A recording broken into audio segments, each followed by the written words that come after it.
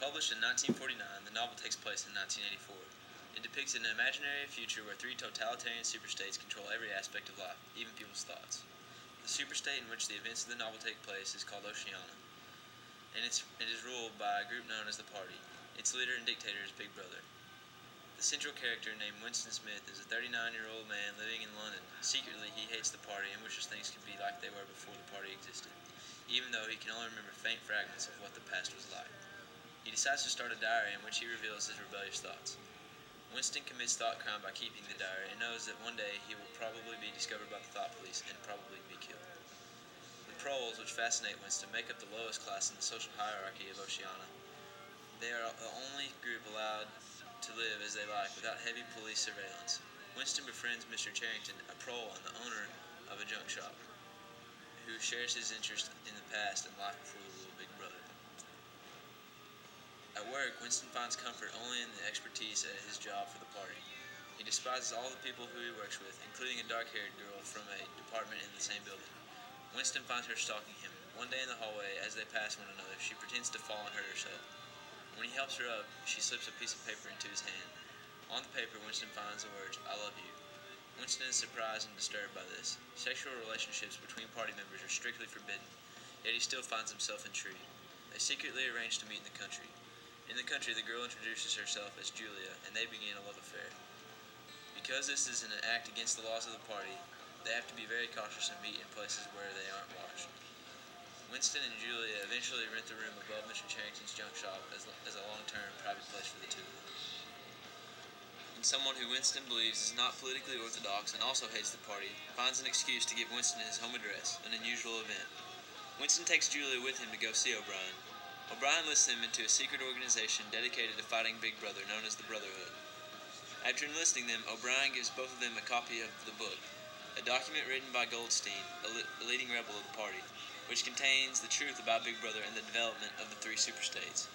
Winston goes to the room above the junk shop and reads the book. Julia arrives later. Thought police burst in to arrest them, and they discover that Mr. Charrington is a thought police agent. They are separated and taken to the Ministry of Love. While in the Ministry of Love, Winston learns that O'Brien tricked him and is an orthodox government agent. O'Brien starts a process that will reintegrate Winston. O'Brien tortures and brainwashes Winston until he fully believes in the Party and its doctrines.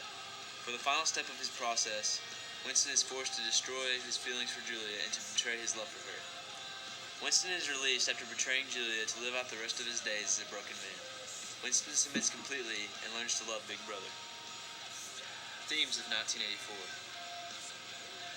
The prevailing theme of 1984 is the dangers of totalitarianism. In his novel 1984, Orwell crafts the perfect totalitarian society. The title in itself foreshadows what the future could hold. If totalitarianism were not opposed, some or even the entire world described in the novel could become a reality. His created society depicts a not-too-impossible future where the government controls everything. A state in which government monitors and controls every aspect of human life to the extent that even having a disloyal thought is against the law. As the novel develops, the hesitantly rebellious Winston Smith tries to challenge the limits of the Party.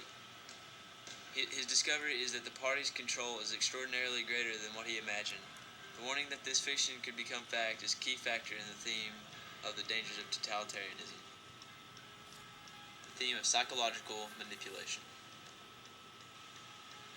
In an attempt to stop independent thought, the Party constantly bombards its subjects with propaganda through the use of telescreens, which are present in every home and office of a Party member. The telescreens also monitor behavior. Everywhere they go, citizens are continuously reminded by posters of Big Brother as well that the authorities are watching them. The Party destabilizes families by putting children into organizations called the Junior Spies, which brainwashes and encourages them to spy on their parents and report any instances of disloyalty to the Party, and the Anti-Sex League, which persuades the children to not engage in any relationships and to report those who do. Sex, in the eyes of the Party, is not for pleasure but only for reproduction of more Party members. With all of this brainwashing, people become quite frustrated. The Party channels their pent-up frustration and emotion, also intense displays of hatred against the Party's political enemies, many of which have been invented for just this reason. In 1984, the Party also controls information and history. The Party controls all the information that its members are told. This ensures that all facts become obscured and truth and fact are no longer known. The party also changes articles of the past to make what is happening in the present correspond with what has been said in the past. By controlling the past, the party is able to control the present, and in that fact, controlling the future. The party members cannot say that the party is ever wrong or that there are any flaws in the party because the articles that have already been written have been changed to become true with the present. All of these facts contribute to the theme of the party's control of information and history. The theme of doublethink. The party changes the language from the complex emotion-based syntax of the past into what they call doublethink, which is the idea that two completely opposite ideas can both be true at the same time because the party says that they are. By changing the complicated language into newspeak, the new language of the party continually depreciates the members' independent thought to the point that independent or intellectual thoughts do not exist. Doublethink, which includes newspeak, has been invented by the party as a means to blur the lines between truth and the false notions of the party, so that its member will not have a valid reason to rebel. The life of George Orwell. George Orwell, pseudonym of Eric Arthur Blair, lived from 1903 to 1950. He was a journalist, a political author, and novelist who wrote Animal Farm in 1984. At the age of 1, Eric and his mother settled in England. His father joined them in 1912. At the age of 5, Blair entered the Anglican parish school of Henley-on-Thames, which he attended for 2 years before entering the prestigious St. Cyprian's School in Sussex. Following in his father's footsteps, Blair went to Burma, now Myanmar, to join the Indian Imperial Police, much like author H.H. Munro or Saki had done in 1893. During the next 5 years, he grew to love the Burmese and resent the oppression of imperialism, and decided to become a writer instead. After Orwell resigned, he moved to Paris to try his hand at short stories, writing freelance for various periodicals, though he ended up destroying them because nobody would publish them. After a bout of pneumonia in 1929, Blair moved back to England to live in East London and adopted his pseudonym, George Orwell, partly to avoid embarrassing his family. A proponent for socialism, Blair now wanted to write for the common man and purposefully lived as a tramp in London and the home counties and stayed with the miners in the north. Blair learned of the disparity between the classes and came to know a life of poverty and hardship amongst beggars and thieves. His study of the underclasses in general would provide the theme for many of his works to follow. In 1932, Blair was a teacher for a time before moving to Hampstead, London to work in a bookstore. In 1936, Blair and once student of J.R.R. Tolkien, Eileen O'Shaughnessy, married. In 1944, they would adopt a son, Richard Horatio. When Civil War broke out, Blair and his wife both wanted to fight for the Spanish government against Francisco Franco's nationalist uprising. In Barcelona, he joined the anti-Stalinist Spanish Trotskyist Partido Obrero de Unificación Marxista, or POUN, the Workers' Party of Marxist Unification. When the Communists partly gained control and tried to purge the POUN, many of Blair's friends were arrested, shot, or disappeared. He and Eileen escaped with their lives in 1937. Back in England, Blair set to freelance writing again for such publications as New English Weekly, the Tribune, and New Statesman.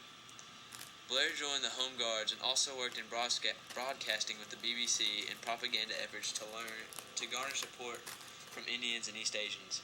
He was also literary editor for the left-wing The Tribune, writing his column As I Please until 1944, the same year he became a war correspondent for The Observer. Eileen O'Shaughnessy died on March 29, 1945, while undergoing surgery in Newcastle upon Tyne. In 1946, Blair lived for a year at Barnhill on the Isle of Jura. Back in England in 1949, Blair was admitted to the Cotswolds Sanatorium in Gloucestershire for tuberculosis. The same year he married Sonia Bronwell. Eric Arthur Blair died suddenly in London on the 21st of January 1950 at the age of 46, succumbing to the tuberculosis that had plagued him for the last 3 years of his life. He lies buried in the All Saints churchyard in Sutton Courtenay, Oxfordshire, England. George Orwell's life and works have been the source of inspiration for many other authors' works. Keep the Expedistra Flying, Animal Farm, and 1984 have inspired numerous television and film adaptations.